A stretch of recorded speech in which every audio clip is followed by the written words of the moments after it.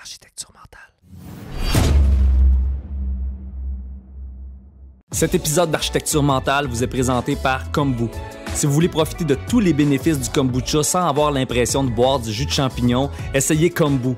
Kombu, c'est la boisson vivante la plus accessible et la moins chère sur le marché avec 4 saveurs hyper faciles à boire. C'est aussi une façon d'avoir un petit kick d'énergie sans avoir à ingérer 3 tonnes de sucre. Visitez kombudrinks.com pour commander en ligne et entrer le code promo Architecture mentale en un mot au moment de passer la commande pour bénéficier d'un rabais de 10%. C'est au kombudrinks.com et le code promo, c'est Architecture mentale en un mot. OK gang, bon podcast. En fait, généralement, en gros, c'est encore de la généralité. Donc, pareil, ça prend avec des pincettes. Mais quand quelqu'un veut un truc et puis qu'il n'est pas prêt d'embrasser tous les inconvénients que ça comporte, bah, c'est que c'est un fantasme, en fait. C'est qu'il ne veut pas réellement l'avoir. Parce que le mec qui veut vraiment être bodybuilder, bah, tous les sacrifices qu'il y a à faire, il le fait. Il s'en fout. Il ne se pose même pas la question. Parce que si c'est vraiment ce qu'il veut, mais dans les tripes, il le fait.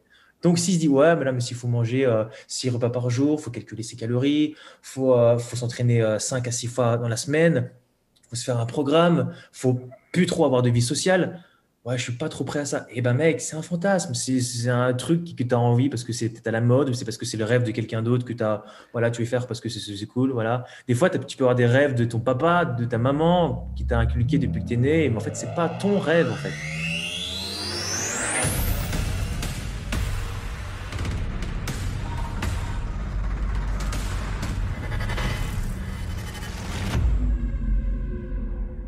Vous écoutez Architecture mentale parce que vous voulez apprendre à vous connaître et vous maîtriser afin d'arriver à vous construire une vie à la hauteur de vos rêves. Je m'appelle Sylvain de Carufel et aujourd'hui, mon invité est coach en développement personnel et spécialisé dans la peur du regard des autres. C'est quelqu'un d'incroyablement inspirant qui m'a été chaleureusement présenté par l'algorithme d'Instagram et j'ai tout de suite dévoré son contenu ainsi que les vidéos de sa chaîne YouTube. C'est une première pour moi puisque cet invité nous vient de l'autre côté de l'Atlantique, Camille Catino. Bienvenue à Architecture mentale. Salut Sylvain, merci de m'accueillir sur ta chaîne, sur ton podcast. C'est cool, c'est une très belle opportunité pour moi. Il n'y a pas eu de résistance de ta part. Je trouve ça tellement génial. Tu sais, quand je t'ai écrit, tu m'as répondu tout de suite comme oui, c'est cool, on le fait. Comme on se connaît pratiquement pas. C'est vraiment cool. J'ai adoré. En fait, tu m'as écrit, j'ai vu ton énergie, je vais OK, podcast et tout. En plus, je voulais commencer à en faire pour ce que je n'avais jamais fait. Je voulais me lancer un peu pour voir ce que ça donnait, pour tester un peu tout ça. Et j'ai fait, mais super, opportunité, j'ai peur, bah, j'y vais, let's go, voilà. Tu vas souvent comme ça au-devant de ta peur tout le temps? Tout le temps. OK. Pourquoi exactement? Alors, parce que pour moi, en fait, la peur, c'est une opportunité pour grandir réellement. Pour moi, la peur, c'est un indicateur. Si tu as peur, c'est qu'il est derrière, il va… Alors, pareil, on ne parle pas de la peur quand tu vas, par exemple, quand tu es sur un pont, ou tu es la peur qui te retient, qui te garde en vie. Moi, je parle vraiment de la peur de parler à quelqu'un, la peur de faire quelque chose de différent, d'aller vers l'inconnu. Parce qu'en fait, quand je sens cette peur, bah, je l'accueille. Je me dis, OK, elle est là pour quelque chose. Si je ressens une émotion à ce moment-là, c'est que ça veut dire quelque chose. Je l'écoute, je l'accueille et je me dis, OK, si le fait d'aller vers cette peur peut potentiellement me faire devenir une meilleure version de moi, j'y vais. Donc, c'est pour ça, je me dis, podcast, parler à des gens, si ça me permet d'être meilleur et de développer des compétences, etc., mais j'y vais. J'ai peur, mais j'y vais. Parce que, en fait, tout simplement, j'ai tellement la volonté de devenir une meilleure version de moi-même et d'atteindre mes rêves que ça dépasse le fait que l'immobilisme dans lequel je peux être, en fait. OK, je comprends. Donc, j'y vais, en fait. Est-ce que tu as une espèce de slogan interne que tu dis, tu sais, aussitôt que tu fais une certaine peur ou résistance à l'intérieur de toi, est-ce que tu as une espèce de motto qui revient tout le temps? C'est comme une phrase répétitive, comme que c'est ton… Quand tu dis ça, ça débloque quelque chose. C'est quoi? C'est vrai. C'est vrai que j'ai une phrase comme ça que je me dis que je n'ai jamais partagée d'ailleurs. C'est très perso. Mais voilà, t'es pas obligé. Ah non, mais je vais le dire en vrai parce que c'est vrai que je me suis jamais dit, tiens, qu'est-ce que je me dis en fait concrètement pour que je puisse passer à l'action. Donc j'ai peur, OK, je me mets dans ce truc-là, j'ai peur. Et je me fais, ouais, je m'en fous, je m'en bats les couilles. Voilà, dans ma tête, je me dis ça, ouais, je m'en fous, ouais, c'est rien, c'est bon Camille. Si tu as peur de parler à quelqu'un, c'est juste un être humain, il fait caca comme toi. Je veux dire, qu'est-ce qui peut arriver? Qu'est-ce qui peut arriver? C'est réellement, je vais pas mourir, j'y vais. Je me dis rapidement ça Et quand j'écoute ça, je fais ouais, c'est vrai. Et du coup, mon corps agit tout seul. Mon esprit me dit non, non. Mais mon corps, il y va quand même. Je m'en fous, j'y vais quand même. Et une fois que je suis dedans, eh ben, je déconnecte. Enfin, je prends des ressources, j'y vais et je vois ce qui se passe. Et ça se décante, ça se décante. Et après, je suis à l'aise. Et à force de taper dans ces peurs-là régulièrement, eh ben, je commence à élargir ma zone de confort, enfin, d'inconfort plutôt, pour être de plus en plus confortable. Exact. Et après, voilà, c'est pas acquis, hein. On n'a pas, on n'est pas après tout le temps, on n'a pas genre pas de peur. Non, j'ai tout le temps peur constamment, mais j'y vais, c'est tout. C'est ça qui fait la différence. Est-ce que, ça c'était ma prochaine question en fait, est-ce que tu penses qu'on peut développer l'habitude d'être confortable dans la peur à quelque part, autrement dit que ça devienne une espèce de no-brainer de confronter ses peurs, que tu finis par être tellement habitué de confronter tes peurs que tu te poses plus la question puis tu le fais. C'est un peu contradictoire, autrement dit, d'être confortable dans l'inconfort. Tu penses qu'on peut arriver à ce niveau-là? Bah, le truc, c'est que avant déjà d'aller vers une peur, je me demande quand même si ça va m'être utile, hein. Je vais pas me dire, allez, vas-y, je dépasse ma peur si juste pour voilà, si je vais pas aller parler à des gens, si au final ça m'approche pas de mes rêves ou de la personne que je veux devenir. C'est qu'il faut quand même qu'il y ait un sens dans ça. Si je sens que ça va m'apporter quelque chose, j'y vais. Et, euh, et pour répondre à ta question, euh, trouver du confort dans l'inconfort. Alors moi, de ce que je pense, c'est que non. Alors tu peux être de plus en plus confortable, mais tu peux pas en fait enlever la peur. Elle sera constamment là, un petit peu en fait. Mhm. Même les plus grands, comme je sais pas, Tony Robbins, même un de mes mentors, c'est David Laroche, qui est un de mes profs aussi. Et il le dit, et lui aussi, ça lui arrive souvent encore d'avoir peur. C'est juste qu'il apprend à gérer ça. Forcément, sa zone d'inconfort, elle est différente, elle est beaucoup plus élargie parce qu'il se challenge tout le temps. Mais alors après, oui, je pense qu'à force, tu peux trouver du confort dans ton inconfort d'hier, Est-ce que effectivement. est-ce Mais la qu'il y peur ne a disparaît pas. est-ce qu'il y a une part d'identité pour toi là-dedans? Autrement dit, que tu finis par te percevoir comme quelqu'un qui confronte ses peurs. Est-ce que ok, ben, je repose la question de façon un peu plus concrète. Est-ce que tu as toujours été comme ça? Est-ce que tu as toujours confronté tes peurs ou est-ce que c'est pas nouveau dans ta vie? Ou est-ce qu'il y a un point où tu as dit, OK, je peux pas vivre de façon lâche comme ça, faut que j'apprenne. Ça fait-tu partie de toi depuis ta naissance ou bien c'est comme un changement qui s'est opéré à un moment donné? C'est une super question. En vrai, je ne suis pas encore allé à ce point-là dans ma rétrospective, mais, mais alors, j'ai toujours eu ça un peu où, depuis, pas tout petit, mais depuis mon adolescence, à l'origine, je suis quelqu'un d'assez. J'avais un comportement timide, hein, vraiment. Ma mère était obligée de me donner de l'argent pour m'obliger à aller acheter du pain. Sinon, je ne parlais pas, je sortais pas, je parlais à personne. J'avais un comportement timide quand j'étais jeune. Et, euh, et en fait, ce qui m'a aidé, c'est la musique. Moi, j'ai une passion, c'est la musique. Ah, on a ça en commun. Et la musique, ça m'a aidé en fait à me dépasser parce que j'aimais chanter, mais chanter devant des gens, ouah, c'était compliqué parce que par le regard des autres, forcément. Mais je le faisais quand même. Alors, pourquoi je le faisais? Alors, parce que les gens forçaient un peu, me disaient, allez, vas-y, allez, chante. Et je vais, ok, je vais chanter. Et j'aimais bien, j'ai ce goût du challenge depuis que je suis assez adolescent, parce que depuis que j'ai, je sais pas, 12 13 ans, depuis que j'ai commencé la musique, parce que je m'imposais à chanter en spectacle. En fait, j'étais dans une école de musique et je devais chanter à la fin de l'année, préparer un spectacle. Je le Mhm. savais, et je le faisais quand même. J'étais terrorisé, mais je le faisais quand même. Pourquoi? Parce que je savais que en faisant ça, peut-être inconsciemment, ça allait m'aider à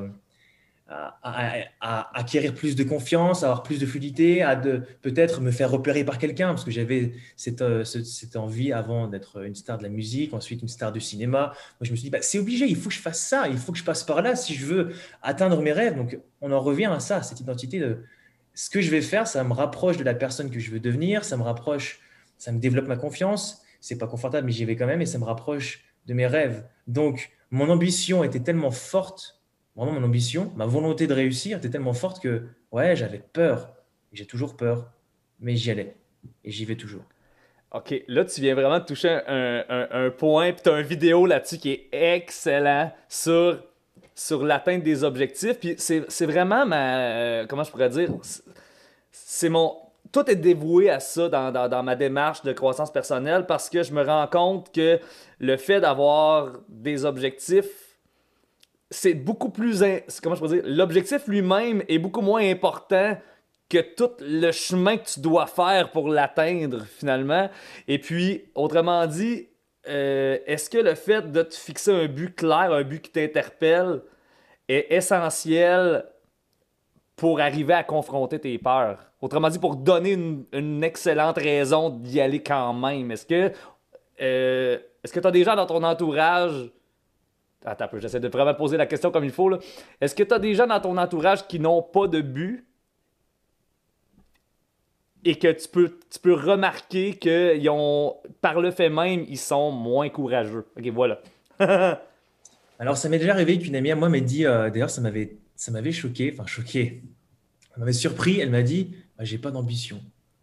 Je fais, mais comment ça, t'as pas d'ambition? Tu veux dire quoi? Ah, moi, j'ai pas d'ambition, je suis bien comme ça. Et moi, c'était tellement inconcevable pour moi que je me dis, mais comment c'est possible de ne pas avoir d'ambition? Enfin, c'est-à-dire qu'elle n'a pas de rêve, elle veut pas faire des trucs de Mhm. dingue dans sa vie, elle veut se contenter de ce qu'elle a. Bon, après, si elle est bien comme ça, tant mieux, il n'y a pas de souci. Mais moi, j'avais vraiment du mal à comprendre ça. Et pour moi, mais c'est essentiel en fait. Si tu veux dépasser tes peurs, avoir un objectif précis, une sorte comment dire, de cap à garder, une sorte de gouvernail, pour faire des métaphores un peu. Mais ouais, ton objectif, c'est ton gouvernail. Et quand ça va pas, tu te rattaches à ton objectif, à ton rêve. Tu te connectes à, OK, mais qui je vais devenir en allant vers ce rêve? Qui est-ce que je veux devenir? Et c'est vraiment en restant dans cet objectif clair, il faut le définir précisément, l'objectif. Parce que si tu dis, ah, je veux devenir champion du monde, ok, mais de quoi? De ça. En combien de temps? Ok, en champion du monde poids lourd. En combien de temps? Ben, en 10 ans, ok. Par où tu dois passer? Après, tu cherches le comment. Mais il faut le poser. Et puis voilà, après, oui, j'ai fait une vidéo là-dessus où il y a plein d'autres techniques. Moi, que je fais tous les soirs, par exemple, c'est que je note mes objectifs tous les soirs qui sont vraiment importants pour moi. Et ça permet à ce que le cerveau, dans l'inconscient, puisse y travailler tout le temps, en fait. Et Ah c'est oui, j'ai super. vu ça, cet extrait-là, c'est super cool. Je sais pas D'ailleurs, si j'ai répondu. Je sais pas si j'ai répondu à ta question, hein, mais oui, non, vraiment, en fait, tu as suscité une autre question. En fait, pas une autre question, mais un commentaire. C'est que j'ai aussi des gens comme ça dans mon entourage qui m'ont dit comme, ah, mais moi, tu sais, je suis bien avec ce que j'ai. Puis dans les faits, quand tu connais bien ces gens-là, ils sont pas nécessairement bien avec ce qu'ils ont. Et puis, le fait de poursuivre, le fait de vouloir être, par exemple, en totale acceptation de ce qui est présentement et des événements de la vie qui arrivent, c'est un objectif en soi et c'est probablement le plus ambitieux des objectifs, tu sais, dans le sens que quelle démarche spirituelle incroyablement difficile que de dire peu importe ce qui va arriver, je vais aller avec le flow, de dire je vis une vie minimaliste. C'est parce que souvent les gens vont associer l'ambition avec l'ambition matérielle, qui n'est pas nécessairement la seule ambition possible. Je veux dire, quelqu'un qui s'en va dans un monastère pour dédier sa vie à la spiritualité, c'est toute une ambition. C'est incroyablement gigantesque comme décision, tu sais. Et puis, il y a un objectif clair là-dedans que ces gens-là poursuivent à tous les jours puis qui font des efforts concrets et mesurés et mesurables sur cet objectif-là. Fait que cette espèce autrement dit, je suis 100% d'accord avec toi que ça prend une quête. S'il n'y a pas de quête, il n'y a pas, il y a rien à poursuivre toutes les actions perdent leur sens. Et comme tu l'as si bien dit, toute l'adversité perd son sens. Et quand l'adversité perd son sens, c'est le chemin direct vers la dépression. C'est ça, en fait, quand tu crois pas, je veux dire, croître, hein, du verbe croissance, enfin, la croissance, Mhm, croître. mhm. Quand tu t'évolues pas, quand tu progresses pas, eh ben, il y a de très fortes chances. L'humain est voué à évoluer. Et si tu t'arrêtes tu dis, OK, c'est bon, moi, j'ai tout compris, je veux plus rien faire, je veux pas évoluer. Mais là, mais c'est se tirer une balle dans le pied. Ça, c'est comment, comme tu dis, arriver à la dépression très rapidement, hein. La dépression pour les nuls. Arrêter d'évoluer, arrêter de progresser. Voilà, c'est ça en Exact, gros. Et exact. l'homme, le mec qui comprend, ou la femme, hein, les gens qui comprennent que se challenger régulièrement, progresser, devenir une meilleure version d'eux-mêmes chaque jour que Dieu nous fait ou que l'univers nous apporte ou ce que vous voulez nous apporte, euh, eh ben c'est une chance pour continuer à apprendre des choses et trouver ce qu'il y a en nous, qui est juste un trésor juste magnifique, et se dire, non, j'ai pas envie de, je me contente de ce que j'ai, sans vouloir évoluer, que ce soit matériellement ambitieux pour avoir des choses matérielles, mais une ambition, ouais, spirituelle aussi, et des connaissances et des apprentissages de la vie, d'expérience. Et c'est tellement riche et c'est infini. En fait, c'est Absolument. infini. On ne s'arrête jamais d'apprendre. Jamais. Exact. Puis une chose que j'ai remarqué, que j'ai constaté sur ma propre vie, c'est que tous les objectifs, incluant ceux qui sont matériels, sont incroyablement spirituels, dans le sens que, mettons, je donne un exemple, quelqu'un se donne pour objectif de devenir millionnaire dans 5 ans. Le chemin le chemin psychologique que cette personne-là doit parcourir pour arriver à cet objectif-là, c'est certain que cette personne-là va être grandie de ça, tu sais. Ou parfois, peut-être que la personne va développer, je sais pas si on peut développer un certain manque d'empathie, parce que souvent ça peut être dans certains cas, c'est là qu'on va effleurer et rentrer plus profondément dans le sujet du regard des autres, mais à un moment donné, il y a une espèce de détachement, ne serait-ce que ça, un détachement de ce que les autres pensent de ton objectif puis de tes actions pour atteindre cet objectif-là. Tu n'auras pas le choix de te détacher de ça, et ça, c'est une libération incroyable, tu sais, et sans compter la droiture, la discipline qu'il faut que tu développes, tu sais, pour cet objectif-là qui est en apparence superficiel, en bout de ligne, ou bien si tu dis, comme tu disais, moi je veux devenir champion du monde poids lourd, ok, cool, ça peut avoir l'air de je veux être le gars qui tape le plus de gueule au monde, mais en bout de ligne, tu vas grandir spirituellement dans cette aventure-là, là, tu sais. Je veux aborder le regard des autres parce que tu me parlais que tu étais quelqu'un de timide quand tu étais petit puis que tu as transcendé ça. Parce que visiblement, tu as transcendé ça. Je le constate. T'es Ah, très. je travaille encore, hein. C'est pas parce que je me dis, voilà, coach en regard des autres, que je me dis que je peux me balader à poil dans la rue sans avoir peur du regard des autres, hein. Je veux dire, Ah, c'est oui, clair. je travaille ça, ça se travaille. C'est comme la confiance, c'est comme l'estime, l'amour de soi. C'est quelque chose, c'est un muscle qui se travaille tous les jours. Si tu arrêtes de le travailler pendant X moments, bah forcément, tu vas perdre en confiance, tu vas perdre en estime, en amour. Forcément, ça se travaille. C'est comme le sport, quand tu fais de la gonflette, pas de la gonflette, parce que je dis ça, je fais de la muscu, je suis un passionné, hein. Donc, c'est me tirer une balle dans le pied de dire ça, mais faire de la muscu pendant, t'en fais, pendant 5 ans et t'arrêtes d'en faire pendant 6 mois, bah, là, ça va, il va se passer, ouais, il y a des choses qui vont diminuer, tu vois, il y a des choses qui vont changer. C'est pareil, tu vois, c'est vraiment garder c'est tous les jours, tous les jours. C'est comme se remettre en question sur des choses, c'est tous les jours en constante, bah, chercher pourquoi l'évolution, la progression, et ne jamais rien de prendre pour acquis. C'est quoi tes outils mentaux pour arriver à. Que ce soit peut-être du self-talk ou bien ta- ta- de quelle façon est-ce que tu as amorcé ta démarche de libération de l'opinion des autres? Puis qu'est-ce que tu recommandes aux gens qui te consultent pour ce sujet-là? Il y a plein de choses. Alors, la première chose là qui me vient comme ça, c'est bah, déjà c'est de se confronter à ça, à cette peur. Le meilleur moyen déjà, c'est de se confronter, c'est de l'avoir vraiment en face de soi et se dire, OK, qu'est-ce qui se passe réellement quand j'y vais dedans, vraiment? Parce qu'on a peur de ne pas passer à l'action, mais on ne sait pas ce qui se passe en fait si on n'y va pas. Donc, au bout d'un moment, il faut y aller. Par Et exemple, un exemple concret d'une vraie situation de ce que tu viens d'avancer, par exemple.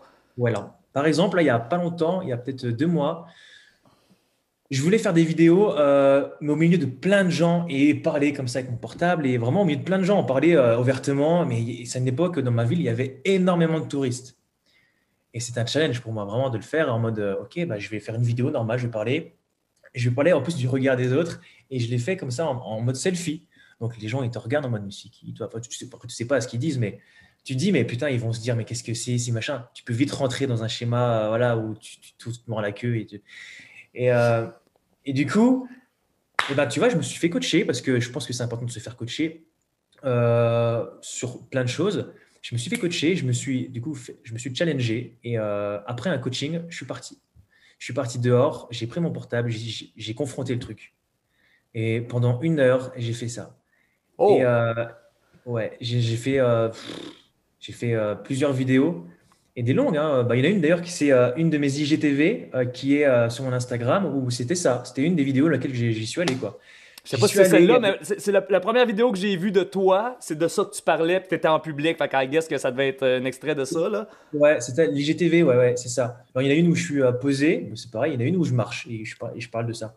Et ben, c'était ça, c'était ce moment-là. Et je me suis challengé, j'y suis allé.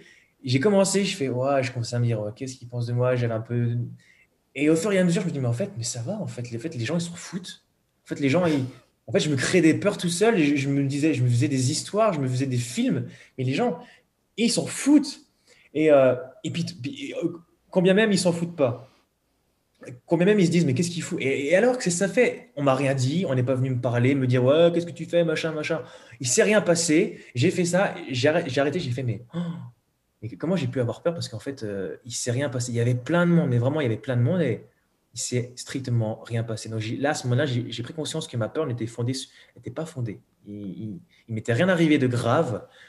Donc je me suis dit, mais en fait, c'est juste qu'une question d'entraînement, de le faire, de le faire, de le faire, de le faire. Et voilà, il n'y a rien qui peut m'empêcher de le faire finalement maintenant. Et J'aime là, vraiment. je me suis vraiment rendu compte de ça, quoi. J'adore ce que tu as mentionné plus tôt, le fait que ça se perd par contre. Tu sais, que si tu le fais plus régulièrement, à un moment donné, la peur des autres va creeper in, puis tu vas être Yes. presque obligé de recommencer. Parce que j'ai vécu à peu près la même chose, tu sais, étant travaillant fort sur les réseaux sociaux, puis j'avais un vlog pendant un bout de temps où j'étais littéralement toujours en public avec des gens que je connaissais, des amis, des gens proches de moi qui appréciaient pas nécessairement le fait que je sois constamment en train de filmer.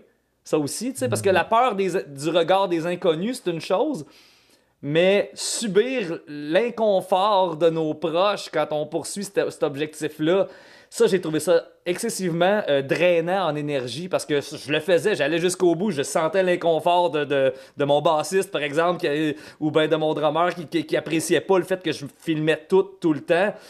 Puis là, j'essayais de le faire quand même malgré Ouais. leur désaccord non verbalisé. Ou peut-être que je me l'imaginais aussi, tu sais. Mais dis-moi, je connais bien assez bien ces humains-là pour savoir lire bien leur body language, là. Fait que je sentais ça, puis à un moment donné, je finissais mes journées complètement épuisé.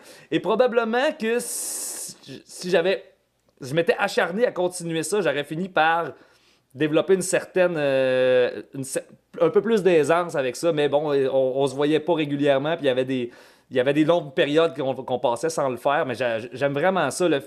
C'est très impressionnant que tu l'aies fait pendant 1 heure en ligne. C'est quand même quelque chose. Comme une première, là, on se lance. Tu t'es mis un timer ou quelque chose pour te dire je fais 1 heure ou bien Non, non, ça. je Ok. suis allé comme ça et puis bah, j'ai fait plusieurs vidéos. Je fais, mais en fait, à la première, j'ai fait, mais en fait, il n'y a rien de sorcier. Bah, je suis parti, allez, let's go, hein, je vais en faire plusieurs. Et puis j'en ai fait plusieurs. Mais tu vois, tu disais aussi un truc intéressant, c'est que, oui, surtout que si on arrête, comme à la muscu, si on arrête, bah, ça, on perd un peu le truc. Mais ce qui est bien, c'est que comme à la muscu, quand tu reprends, alors que ça fait 5 ans que tu fais de la muscu, tu arrêtes pendant 6 mois et que tu reprends, il y a ce qu'on appelle la mémoire musculaire. Du coup, tu te remets vite en forme comme avant. Ah. Peut-être pas en 3 jours, mais en un mois, tu peux récupérer une shape vraiment intéressante. Et ben, c'est un peu pareil, je pense, par rapport à. Du moment que tu l'as fait une fois, que tu as cassé le truc, tu as brisé la glace une fois, et ben, tu arrêtes complètement de le faire, ok? Tu te remets dedans, c'est pas confortable, mais ça sera pas aussi inconfortable que la première fois où tu t'es vraiment dépassé. Et du coup, quand tu le refais, et là, ça reviendra plus facilement, et là, tu te diras, ouais, ok, c'est bon, j'ai relancé le truc, ça va. Et c'est un peu ce même truc, je trouve. Vraiment, Mhm. tu l'as fait une fois, tu as brisé la glace au moins une fois, tu as fait le plus dur, en fait. Tu fait le Il y a plus quelque dur. chose que je trouve important de se dire aussi quand on travaille sur des choses comme ça, c'est que faut pas oublier que la peur du rejet, en fait, en bout de ligne, la peur du regard des autres, ça se trouve être de la peur du rejet, tu sais. Et puis, cette peur-là, elle est millénaire et probablement plus que ça. Tu sais, ça date de l'époque où on était des primates. Et puis se faire rejeter de la tribu pendant la majorité de l'histoire de l'espèce qu'on est, ça signifiait la mort. Tu sais. Il y a un primate tout seul dans la jungle qui n'a pas sa tribu pour se défendre ou pour chasser. À un moment donné, il peut absolument rien faire. Il est bien plus assujetti aux prédateurs et tout ça. Fait que on se bat un petit peu en essayant de transcender cette peur-là, on se bat contre une mémoire cellulaire puis du cerveau reptilien qui est là depuis tellement longtemps, puis ça devient un peu contre-intuitif de le faire. Fait que je dis ça pour les gens qui nous écoutent, qui sont de nature timide, puis qui n'ont pas nécessairement travaillé dans le public, puis qui sont terrorisés à l'idée de monter sur une scène pour présenter un prix ou quoi que ce soit. Peu importe quelle est la situation où est-ce qu'on doit se mettre en danger face aux autres. Mais pardonnez-vous ça, parce que c'est incroyablement ancré dans notre justement dans notre mémoire cellulaire, dans notre instinct de fuir les situations qui peuvent en apparence nous mettre en danger face aux autres. Tu sais. C'est vrai que la solitude, c'est quelque chose. C'est vrai que tu viens de vraiment soulever un point intéressant que je ne connaissais pas trop par rapport à cette mémoire cellulaire vraiment de nos ancêtres finalement. Mhm. Mais c'est super intéressant que tu parles de ça. Il y a aussi une partie que ceux qui sont vraiment de nature timide, comme tu dis, moi je considère que c'est un comportement. Ces gens-là ne sont pas timides. C'est Oh. un comportement. Et c'est possible que le passé a fait qu'ils sont devenus comme ça, qu'ils ont vécu des trucs un peu traumatisants, je sais pas, impactants, ou que il y a vraiment dans la psychologie, c'est de 0 à 3 ans, et c'est peut-être passé des choses. Après ça creusé en accompagnement, à voir avec la personne en one-to-one pour comprendre vraiment qu'est-ce qui fait qu'actuellement elle se comporte comme timide. Il peut y avoir plusieurs raisons, hein. Des fois, c'est juste du manque du passage à l'action. Des fois, c'est juste et très, très, très, très souvent. Bon, je fais une généralité, mais ça arrive très souvent. Pour moi, un des piliers pour développer sa confiance en soi, pour justement oser montrer qui on est et atteindre ses rêves. Donc, du coup, c'est un peu se libérer du regard des autres. C'est de s'aimer tout simplement. Donc, quand il y a une blessure d'amour pour soi, vraiment réelle, quand la personne n'arrive plus à se respecter, à s'écouter, quand elle n'arrive plus à s'accepter, à se pardonner de ce qu'elle a vécu aussi, c'est important, et ben là, il y a un réel ancrage qui fait que la personne, déjà, elle ne se donne pas de valeur, pas assez, et quand tu ne te donnes pas de valeur, bah forcément, le regard des autres a beaucoup, beaucoup plus d'importance pour toi.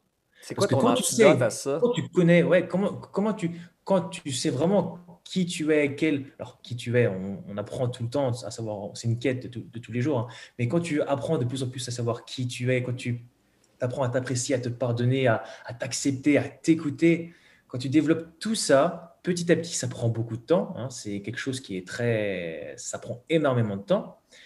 Et quand tu apprends à faire ça et avancer vers ça, le regard des autres, il se dissipe petit à petit. Je dis pas que ça part comme ça, comme par magie. C'est pas de la magie, hein. C'est juste que tu es de plus en plus à l'aise. Quand tu t'aimes réellement, mais le regard des autres, qu'est-ce que tu en as à foutre en fait? Qu'est-ce que tu en as à foutre? Si toi, tu t'aimes inconditionnellement pour ce que tu es, tu connais ta valeur, on peut te dire merde, on peut te juger, te critiquer. Tu fais, mais vas-y, je m'en fous. Je sais ce que je vaux et je suis bien avec ça. C'est quoi ta porte d'entrée pour ça? Parce que c'est ce que tu viens de nommer, c'est probablement le problème de 90% des gens, si c'est pas plus, là. Comment on fait pour arriver à se mettre soi-même au moins à la même valeur que les autres? De ton côté, mettons, avec les gens avec qui tu travailles, ou c'est différent pour chacun, ou est-ce que tu as une espèce de boîte à outils pour commencer ce travail-là d'amour-propre, tu sais?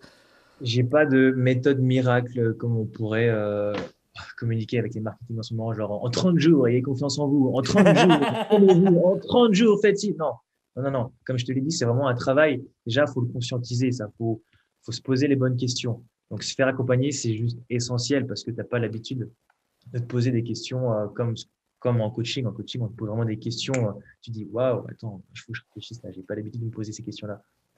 Genre, je manque de confiance. Ok, mais comment tu sais ça? J'ai plusieurs fois posé cette question-là. Comment tu sais que tu manques de confiance? Ah, wow. Et on me disait, bah, ouais, c'est vrai que plusieurs fois, on m'a dit, bah, en fait, si, j'ai quand même confiance des fois. Ah, c'est intéressant. Donc, du coup, tu as confiance des fois. Ça veut dire que tu dis que tu n'as pas confiance en toi, mais il y a des moments où tu as confiance. C'est intéressant de voir dans lesquels moments tu as confiance et dans lesquels tu as un peu moins confiance. Et c'est quoi, finalement, aussi la confiance pour toi? C'est quoi? Qu'est-ce que ça veut dire? C'est quoi, par exemple, Sylvain qui est confiant, ça ressemble à quoi? Comment on pourrait le décrire, tu vois? Si on faisait un livre sur toi, ça serait quoi? Sylvain est confiant, voilà, quand il fait ça, ça, quand il est comme ça, ça.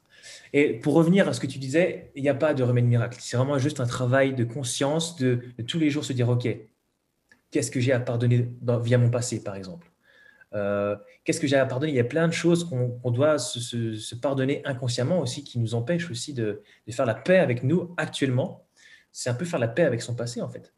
Il y a le fait de s'accepter, accepter son corps, accepter sa voix, accepter vraiment tous ces petits détails. Et tout ça, ça prend du temps. Se respecter, savoir dire non, savoir s'écouter et dire non, non, là j'ai envie de rester un peu chez moi tranquille, me coucouner, me faire des soins, me faire masser, faire du sport, prendre du temps pour moi seul avec moi-même. Ça, c'est aussi une des pistes. Et, bah, s'écouter forcément et se respecter, comme je l'ai déjà dit. Donc ouais, ça, pour moi, c'est les 4 piliers qui sont juste super importants. Et du coup, apprendre également à se connaître. Parce que quand tu apprends à te connaître, tu apprends qui tu es, tu apprends tes qualités, tes axes d'amélioration, tes valeurs, parce que c'est super important de connaître ses valeurs. Parce que si tu fais des choses qui ne sont pas en adéquation avec tes valeurs, tu te dis, mais je comprends en fait pourquoi ça bloquait là. C'est parce que je n'étais pas en adéquation avec mes valeurs. Je comprends mieux, bordel. Voilà. Se connaître, vraiment se connaître, nos qualités et nos axes d'amélioration, c'est important de les savoir, de les conscientiser. Et tout ce package-là, tout ce que je te dis là, les 4 piliers, il n'y a pas de remède miracle. C'est un travail de tous les jours. C'est être suivi, être accompagné. Et puis, un travail aussi intérieur. Il faut que tu te prennes en main. Vraiment, tu te dis, OK, bah, je prends du temps pour moi. Et c'est vraiment la première clé pour moi, c'est prendre du temps pour toi. Tout seul, avec toi-même. Tu fais ce qui te fait kiffer. Je ne sais pas, n'importe quoi. Mais prends du temps pour toi, bordel. Wow, c'est très cool. Moi, aussi, ce que je recommande, c'est Hmm. tu mentionnes Brian Tracy dans un de tes vidéos, et moi, il y a une phrase de Brian Tracy qui m'a remarqué, c'est «Always think on paper». Quand j'ai entendu ça, ça a changé ma vie. C'est incroyablement... Toutes tes pensées sur le papier, c'est ça. Enfin, toi, Oui! je le décris parce que je ne suis pas forcément un anglophone de ouf. Mais OK, j'ai compris, c'est ça. C'est vraiment, en gros, c'est toutes tes pensées, tu les mets sur papier, qu'elles soient bonnes exact. ou En mauvaises. fait, réfléchis toujours sur papier parce que ça m'est arrivé avant que je prenne cette habitude-là. Tu sais, t'as un moment d'épiphanie incroyable sur une partie de ta personnalité que tu viens de comprendre tout d'un coup. Et l'année d'après, à la même date, t'as un moment d'épiphanie incroyable. Mais c'est le même que l'année passée. Tu l'as C'est juste déjà pas arrivé? pris en note. Oui, ben dans mon tu sais, quand j'étais adolescent, j'avais pas nécessairement de discipline, de réflexion, puis j'avais pas nécessairement une démarche bien établie dans le but de grandir. J'étais excessivement intéressé au développement personnel et à la spiritualité, mais j'avais pas de méthode, j'avais pas de plan, j'avais rien. Donc, ça m'est arrivé régulièrement d'avoir des moments de réflexion. Puis là où j'ai commencé à me rendre compte de ça, c'est quand j'ai commencé à écrire dans un journal mes pensées. Puis que là, l'année d'après, je relisais mon journal d'avant. Puis là, c'est drôle, ça fait 2 années d'affilée que j'ai la même réflexion, la même prise de conscience qui a l'air donc nouvelle, mais en bout de ligne, c'est la même. T'sais. Fait que là, OK, ce serait peut-être le temps que je relise puis que je compte, que je fasse un suivi sur mon évolution, tu sais. Et puis là, il y a quelque chose que tu as touché que je trouve incroyable. Je trouve vraiment ça subtil et incroyablement important. Tu parlais de la confiance en soi et du fait que ça fluctue. Puis on est bien trop, on est beaucoup trop prompt à généraliser sur nous-mêmes. Ah, je suis quelqu'un qui n'a pas confiance en moi. Puis là, on fait une espèce de personnage qui s'applique à tout notre passé, alors que c'est pas du tout comme ça que ça se passe. Puis on fait la même chose en relation. T'sais. Tu dis toujours que tu fais jamais. Puis là, on fait des espèces de généralités. Mais c'est tellement nocif de faire ça, tu sais. Puis comme tu dis, c'est vrai, des fois, j'ai confiance en moi dans telles circonstances. D'arriver à comprendre ça, c'est précieux, c'est incroyable. C'est vraiment très bon. On retient, comme tu dis, on retient plus souvent les choses qui marchent pas, les choses négatives, les échecs. Pourquoi? J'ai pas encore la réponse, mais c'est un fait. On retient plus souvent vraiment les choses qui marchent pas, même dans les couples. Ah, tu fais toujours ça, mais en fait, mais il y a plein de choses que j'ai fait bien aussi. Et il y a des moments où j'ai eu confiance en moi aussi. Et ça, on l'oublie facilement. Et c'est ça, en fait, que le coaching sert, c'est de te faire comprendre qu'en fait, mais si, il y a plein d'endroits, si tu creuses bien, il y a plein d'endroits où tu as fait preuve de confiance, d'assurance, de ce que tu veux, ou d'estime de toi. Euh, et c'est forcément, c'est pas là tous les jours. Moi, pour être honnête, il y a des moments, j'ai pas tout le temps 100% confiance en moi, mais pas du tout. Il y a des moments, surtout quand j'ai une baisse d'énergie, alors là, un conseil, vraiment, ce que j'ai remarqué depuis pas longtemps, hein. J'ai constaté ça, j'ai fait, mais ah ouais, d'accord, en fait, c'est limpide maintenant. Quand on est fatigué, quand on n'est pas en énergie, ça arrive, hein, c'est normal, on est des humains, ça fluctue l'énergie, on n'est pas toujours Hercule, Zeus ou ce que vous voulez, ou voilà, on a une énergie qui fluctue. Et quand on est dans ces moments où beaucoup plus bas d'énergie, bah, forcément, on a moins confiance en soi, on ose moins passer à l'action, on ose moins dépasser nos peurs, ce qui est normal. Et surtout ne pas réfléchir à son avenir à ce moment-là, ne pas se poser des questions existentielles parce que dans ces moments-là, on n'a pas du tout la même capacité à voir le positif et à se dépasser et à y aller que quand on est à fond, en fait. Quand on est à fond, on n'a aucune barrière, on dit ah, je vais tout défoncer. Et puis le lendemain, bah, tu as, une baisse d'énergie, tu fais ouais, en fait, je sais pas, je commence à douter, en fait, est-ce que c'est vraiment fait pour moi ça? Est-ce que je suis vraiment à ma place? Ah ouais, ça arrive. Et quand c'est comme ça, juste, te pose pas de questions et prends du temps pour toi. Repose-toi, remonte ton énergie et ensuite tu penseras aux choses qui sont importantes pour toi à ce moment-là. Mais quand Exact. tu es fatigué, mais repose-toi, prends pas des décisions de dingue quand tu es crevé, mais c'est la putain de connerie à faire ça. Quand tu es crevé, mais prends pas de décisions importantes, hein. Surtout pas, parce que tu peux te bouffer les doigts après. Je suis tellement d'accord avec toi, puis ça a été ma réalisation je dirais, des 2 dernières années. Sauf que j'étais tellement dans une dynamique d'autodestruction par volonté de productivité. J'imagine que tu peux comprendre ça. Que, autrement dit, tu travailles tout le temps ou ben, tu te caféines au bout dans le but. Puis là, tu vas pas t'entraîner parce que t'as pas le temps, parce que tu veux produire le plus de trucs possible. Puis finalement, tu finis par te détruire à petit feu au nom sous prétexte de vouloir être productif. Puis le problème avec ça, c'est qu'à un moment donné, t'es fatigué constamment, jour après jour, et tu te souviens plus c'est quoi de pas être fatigué, puis tu as l'impression que c'est ça ton état normal, puis là tu réfléchis pas bien. Donc je dirais que ça fait peut-être 5 ans que je suis dans une démarche de redresser ma santé, et puis à chaque fois que je coach quelqu'un, c'est la première chose que je fais. Écoute, je fais de l'anxiété ou je suis dépressif, je suis comme, OK, on se voit pas pendant 2 semaines, mange bien, dors bien, bois de l'eau, respire, médite un petit 5-10 minutes par jour, puis on se revoit dans 2 semaines, tu me diras si t'as encore les mêmes problèmes. Tu sais. À un moment donné, il y a tellement de choses psychologiques En fait, j'allais dire, il y a tellement de choses psychologiques qu'on pense qui sont psychologiques, mais qui sont physiques, mais en bout de ligne, c'est que le psychologique puis le corps, c'est beaucoup plus interdépendant qu'on pense. Tu sais. C'est vrai que, mais pareil, comme tu dis, le sommeil, la nourriture, ce que tu fais aussi, tes habitudes, si selon toi, tu as des bonnes ou des mauvaises, bon, faut définir un peu ce qui est bon et mauvais aussi, mais tout ça, c'est super important et comment dire, ça rythme ta vie. C'est ce qui fera ensuite ce que tu deviendras. C'est ce qui fera c'est ce qui influencera tes choix de demain. Donc, c'est sûr que si tu manges bien, si tu prends soin de toi, si tu dors bien, tu auras beaucoup moins de chances d'être dans une énergie basse régulièrement. Après, je pense que ouais, dans ton cas, en mode super activité, c'est super, bah, tu es déterminé et ça, c'est top. Mais après, c'est aussi connecter à soi et se dire, OK, à quel moment je suis en train d'un peu c'est poser ses limites. Parce que quand tu lâches les limites, quand tu pars un peu dans l'extrême, moi, je suis vraiment dans le sens, il faut un équilibre partout. Partout dans le monde, il y a une polarité, il y a un équilibre, il y a un yin, il y a un yang, il y a l'homme, la femme, il y a le jour, la nuit. Il y a un équilibre partout, en fait. Et si tu es trop en train de tirer sur un truc, au bout d'un moment, il va se passer un truc, je sais pas quoi, hein, que ce soit physique, que ce soit mental, que ce soit même extérieur à tout ça, il va se passer un truc où ça va pas être cool. Oui, Et il y a une anecdote par rapport à ça qui m'a vraiment. En fait, je dirais qu'il a scellé ma décision de venir équilibrer toutes les parties de ma vie, justement. C'est que c'est une anecdote, c'est pas une anecdote, mais c'est un peu une fable vraiment québécoise, en fait. C'est l'histoire d'un jeune bûcheron. yes. Un Ah, jeune j'ai mis la bûcheron. chemise, c'est bon, j'ai mis la Ah, chemise. tu vois, Je me suis- même pas moi, hein, je suis tellement Ah, bah non, merde. pas patriotique pour 2 scènes.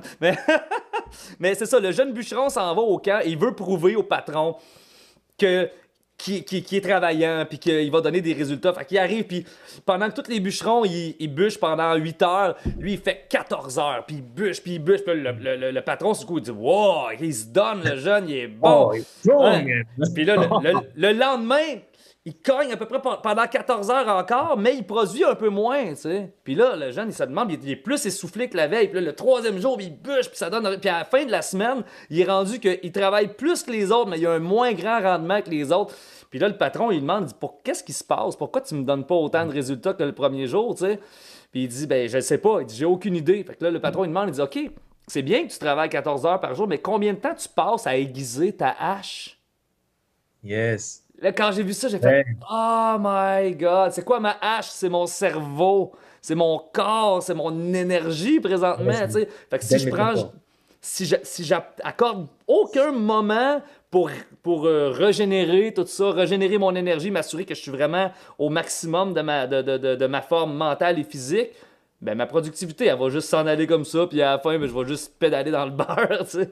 Fait que, Après, le tout, c'est d'arriver à s'écouter, à comprendre c'est quoi les signaux qui nous disent, OK, là, tu commences à un petit peu abuser. Tu sais, c'est très subtil des fois. Donc, ça oui, demande aussi beaucoup d'entraînement et d'expérience, hein, parce que au début, bah, tu fonces à fond. En fait, je pense que des fois, il faut faire la connerie d'y aller comme un dingue, limite de faire un burn-out et se dire, ah, OK, c'est bon, j'ai compris ma limite. J'ai compris, voilà, où est-ce que ça se jouait. Maintenant, voilà, tout est une opportunité. Si tu as fait un burn-out, bah, tu vas comprendre maintenant que ça se joue ici, la limite. Donc, c'est top. Moi, ça m'est arrivé il y a pas longtemps. Pareil, j'y suis allé 3 mois comme un dingue à m'entraîner dans des coachings, à coacher, à coacher. Je coachais environ toutes les semaines une quinzaine de personnes différentes. En plus de ça, je développais mon activité. En plus de ça, je me formais à côté encore. Et ça faisait beaucoup de charges de travail et très psychologique aussi et devant mon ordi tout le temps.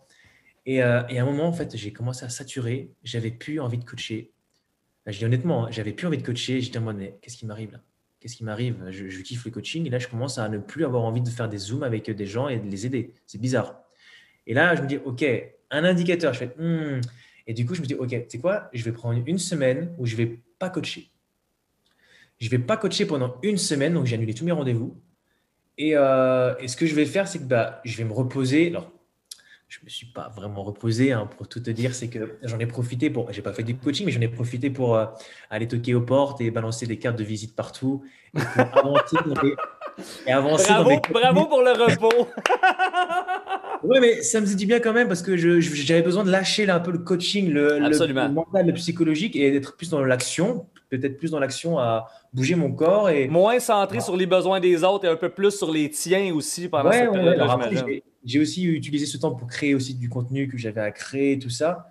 Mais j'ai pris ce temps-là une semaine et ça m'a fait beaucoup de bien de ouf. Alors c'est vrai que j'aurais pu prendre une semaine complète. Mais j'avais un peu de mal à complètement lâcher le pied, vraiment lâcher le truc. Donc, j'ai quand même continué à faire ça. Et, euh, et ça m'a fait beaucoup de bien. Du coup, j'ai compris que, OK, là, 3 mois comme un dingue, c'est une de mes limites. C'est-à-dire, OK, là, par rapport au coaching, 15 coachings par semaine pendant 3 mois, c'est lourd. Donc, je vais ralentir. Et du coup, ça te permet de voir ce qui te convient. Et en fait, tes échecs te permettent enfin, tes échecs comment on pourrait dire, tes alarmes, tes trucs qui te, Mhm. oula, qu'est-ce qui va pas, te permet de comprendre vraiment qu'est-ce qui te va à toi. Parce que ce qui te va à toi ne pourrait peut-être pas aller à quelqu'un d'autre. Donc, donner des Et ça conseils. change au fur et à mesure que Et, les années avancent. C'est ça qui est et difficile. après, ça peut changer aussi, bien sûr, effectivement. Donc, il n'y a rien de figé dans la vie. Même le monde change tout le temps. Donc, c'est soit tu y vas, ou soit tu restes immobilisé. Alors ça, c'est complètement autre chose, mais j'ai envie de dire ça. C'est tout. Ben, allons-y. En fait, j'avais une question pour toi parce qu'on parlait tout à l'heure de l'importance d'avoir des objectifs. Et tu as peut-être confronté ça personnellement ou bien des gens que tu coaches qui ont eu ce problème-là, qui ont beaucoup trop de champs d'intérêt, beaucoup trop d'idées, puis qui courent plusieurs lièvres en même temps, comme on dit ici. C'est, autrement dit, d'avoir trop d'objectifs, trop de différents champs d'intérêt, puis d'essayer d'avancer sur tout en même temps. Ce que je trouve qui est un beau problème, à quelque part, parce que ça veut dire que tu mords dans la vie puis que t'aimes beaucoup de choses, mais à un moment donné, J'appelle ça la stratégie du râteau, là. C'est le fait que tu t'avances tout un petit peu en même temps, puis finalement, ça va prendre 25 ans avant qu'il se passe quelque chose de substantiel dans tous ces projets-là. As-tu une Bah, stratégie pour éliminer des champs d'intérêt? éliminer des champs d'intérêt. En vrai, oui, j'ai déjà écouté des personnes comme ça qui avaient un peu cette tendance à faire plein de choses et au final, pas avancer très lentement.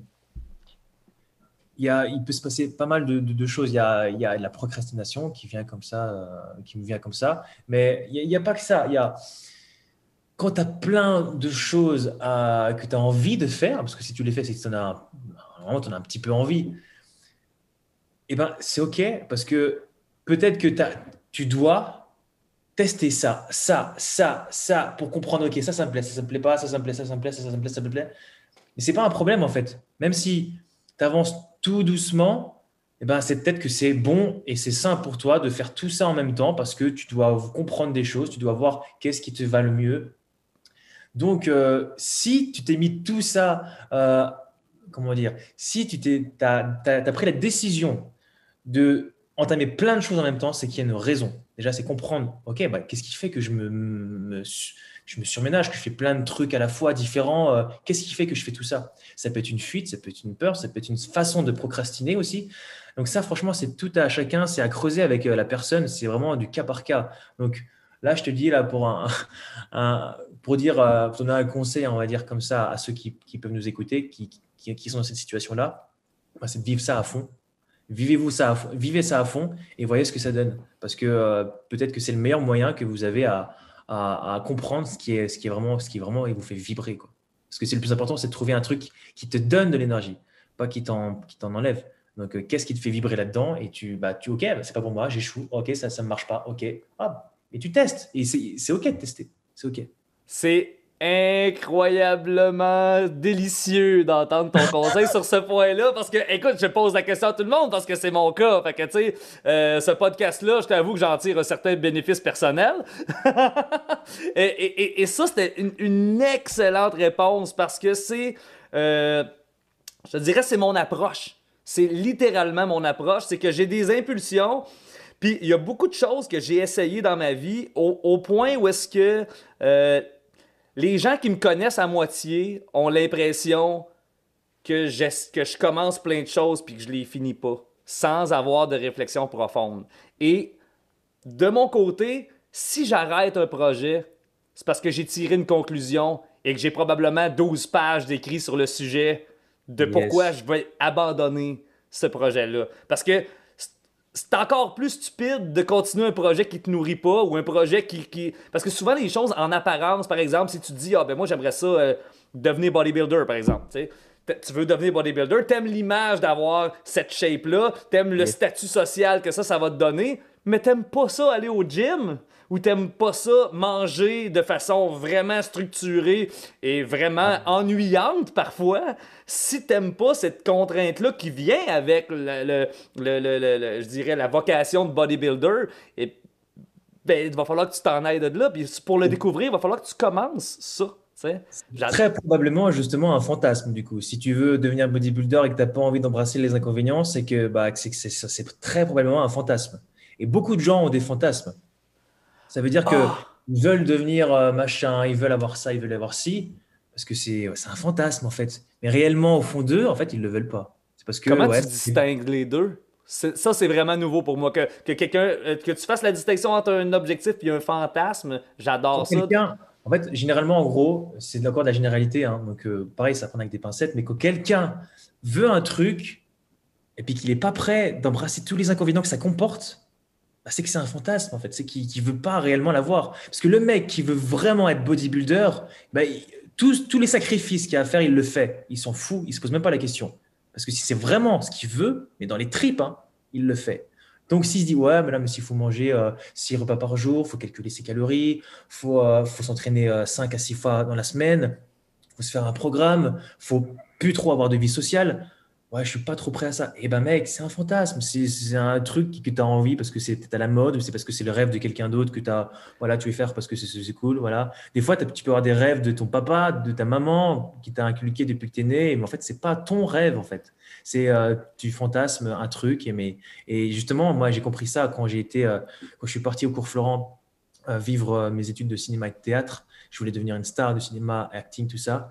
Et je savais tous les sacrifices que ça demandait et j'étais pas prêt finalement. Je me suis rendu compte que je voulais pas faire tous ces sacrifices-là pour réussir, entre guillemets, dans ce monde-là et devenir une star. Et je voulais pas tout ça, en fait. Et c'était très certainement un fantasme. Wow! De quelle façon, à ce moment-là, est-ce qu'on trouve les objectifs qui viennent nous chercher dans les trips? C'est quoi ta stratégie pour arriver à trouver Bah, c'est tester cette... déjà, comme tu peux le faire, c'est tester et te rendre compte de, OK, bah, tout ce que ça demande, et si tu es encore là après tout ce que ça demande, si tu es toujours sur le chemin de cet objectif, alors que putain, mais il y a des embûches, mais tu n'imagines même pas quoi. Mais tu t'en fous, tu y vas quand même, tu dis, OK, bah, ça va pas être simple, OK, j'y vais parce que ça me fait vibrer, ça me donne de l'énergie, je kiffe. Bah, mec, là, c'est que c'est bon, hein. Fait que t'as pas le Mais choix de t'engager dans le chemin pour le savoir, finalement. Tu peux pas pré-savoir si oui. ça va Alors, te... c'est pareil, on revient au passage à l'action. Si tu passes pas à l'action, comment tu veux savoir si c'est un fantasme, si c'est pas un fantasme, si c'est vraiment pour toi, si ça te fait vibrer, si ça te donne de l'énergie, si ça t'enlève. Donc, au bout d'un moment, bah, pour savoir ça, il faut passer à l'action, il faut, entre guillemets, s'enlever les doigts et y aller, hein. Parce que, bon, rester immobile et se dire, ouais, non, mais j'ai peur de ci, je vais pas faire ça, mais ok, bah vas-y, bah reste comme ça toute ta vie et puis regarde la vie de passer devant toi et puis, malheureusement, meurt avec des regrets. Et moi, je me suis dit, bah, les regrets, c'est terminé. Que ça marche pas, j'y vais et j'y vais comme un dingue maintenant. C'est fini. Wow, c'est vraiment très cool. C'est quoi ton background? Tu dis que t'as un background de musicien.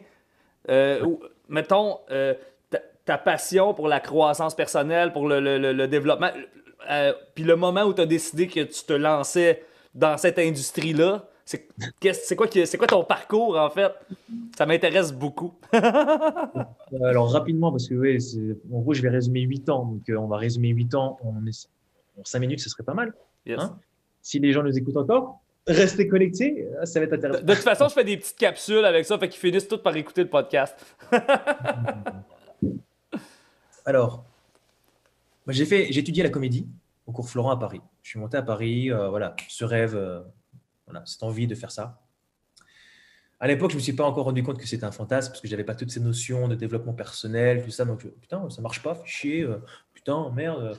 Bon, et puis j'ai eu une opportunité de dingue qui s'est présentée devant moi. Genre, j'ai rencontré quelqu'un qui m'a ouvert les portes d'un parc en Vendée qui s'appelle le Puy du Fou.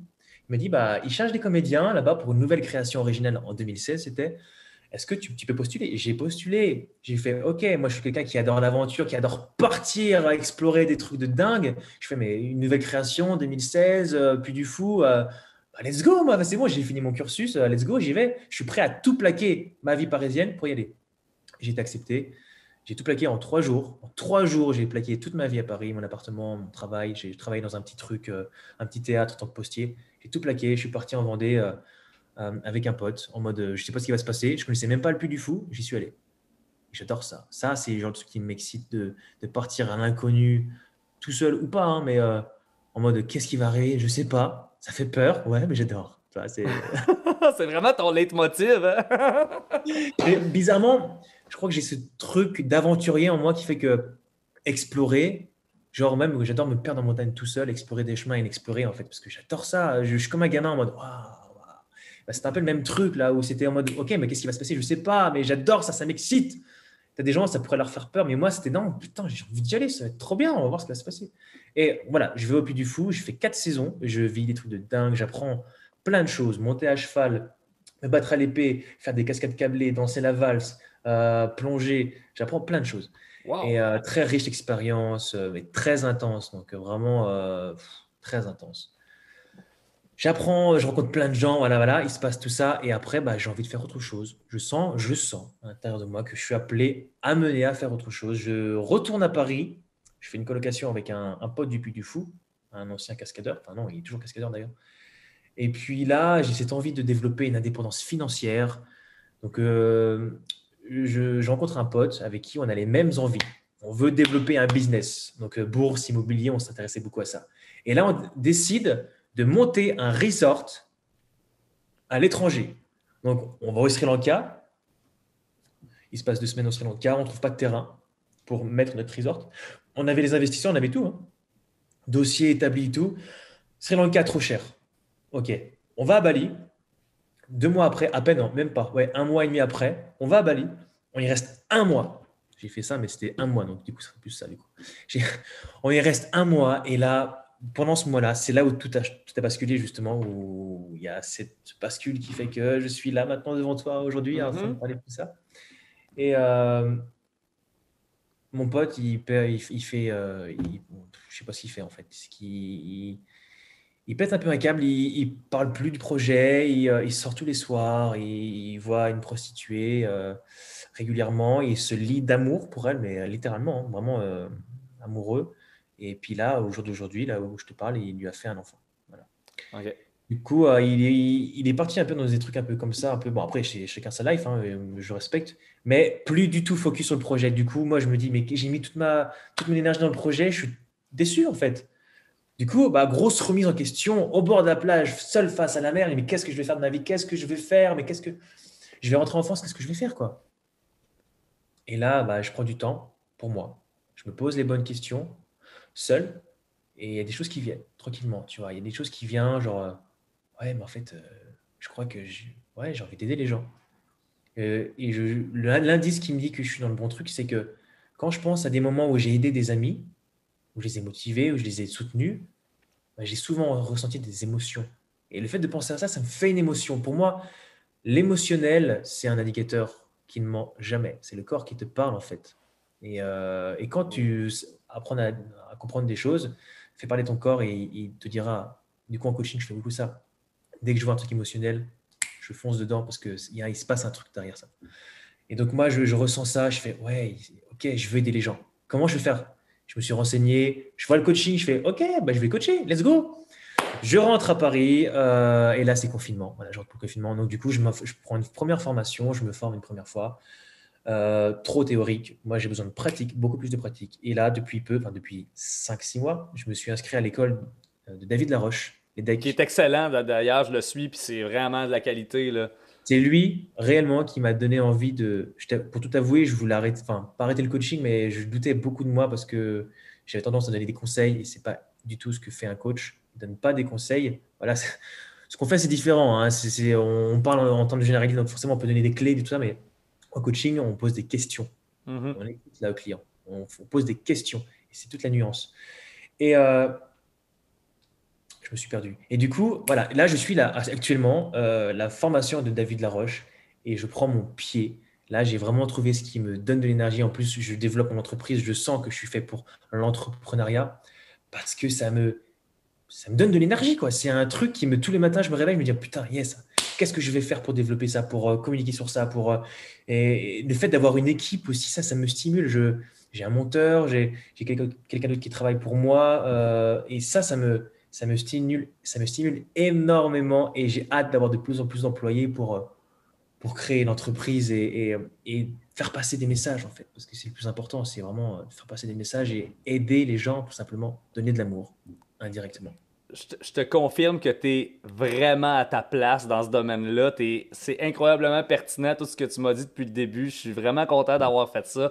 Camille, merci infiniment. C'était un podcast vraiment très riche en propos. Merci à toi. En espérant de refaire ça bientôt. Je continue de te suivre. Où est-ce qu'on peut te suivre exactement? Tu as Instagram, tu as YouTube, as-tu d'autres réseaux sociaux et sites web? Ouais, alors j'ai mon site web, c'est camillequetino.com, tout simplement, camillequetino.com, Instagram, pareil, Camille Quetino, YouTube, c'est Camille Quetino Coaching, Facebook, ouais, j'ai une page aussi, mais je suis principalement sur Instagram, donc parce que je poste tous les jours des stories et des posts régulièrement aussi, et il y a beaucoup de nouveautés, des trucs de dingue qui vont arriver, donc voilà, juste faire un petit teasing comme ça. Ben oui, on est là pour ça. Puis, by the way, tout le monde, je vais mettre tous les liens dans la description en bas, ceux qui le regardent sur YouTube et Facebook aussi. Donc, hey, merci. Merci Camille, on se revoit très bientôt. Puis, oubliez pas tout le monde, choisissez vos pensées, choisissez votre vie. Ciao!